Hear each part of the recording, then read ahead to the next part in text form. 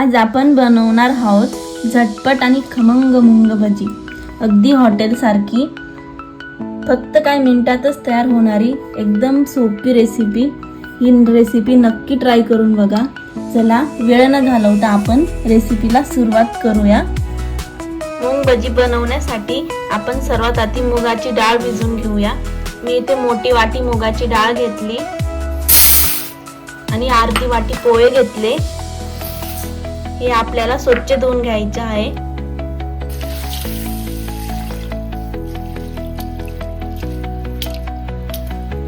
डाळ आणि पोहे स्वच्छ धुवून झाले।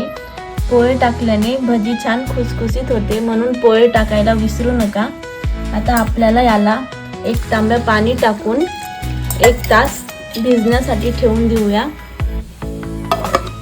1 तास झाला, डाळ भिजून झाली। डाळ जास्त वेळ भिजवायची गरज नाहीये, कारण मूग डाळ हलकी असते, म्हणून ती पटकन भिजते। डाळीतलं सर्व पाणी आता आपण निथरून घेऊ। मी पूर्णपणे पाणी निथरून घेतलं। आता आपण डाळ जाडसर वाटून घेऊया। डाळ वाटत असताना पाण्याचा वापर अजिबात करायचा नाही। डाळ वाटत असतानाच मी त्यात 5 ते 6 हिरव्या मिरच्या, 5 ते 6 लसणाच्या कापड्या आणि आल्याचे तुकडे घालून जाडसर डाळ वाटून घ्यायची आहे।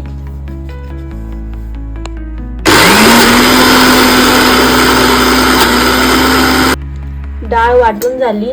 आता आपण याला एका भांड्यात काढून घेऊया।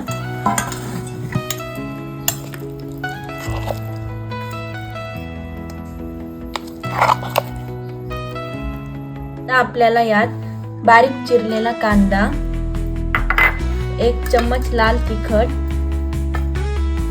अर्धा चम्मच हळद, 1 चम्मच धना पावडर आणि चवीपुरता मीठ आणि कोथिंबीर घालून घेऊया आणि हे छान मिक्स करून घेऊया।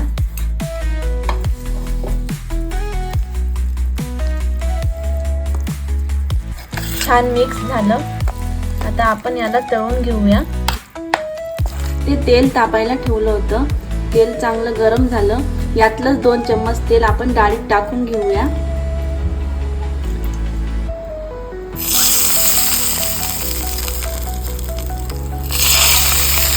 गरम तेल टाकल्याने भजी छान खुसखुशीत होते। तेल चांगलं मिक्स करून घेऊया। तेल चांगल्या प्रकारे मिक्स झालं। आता आपण तळून घेऊया। आता आपण बारीक बारीक भजी तळून घेऊया। भजी सोडताना असे गोळे गोळे करायचे नाही, नाहीतर आधी कच्चे राहतात।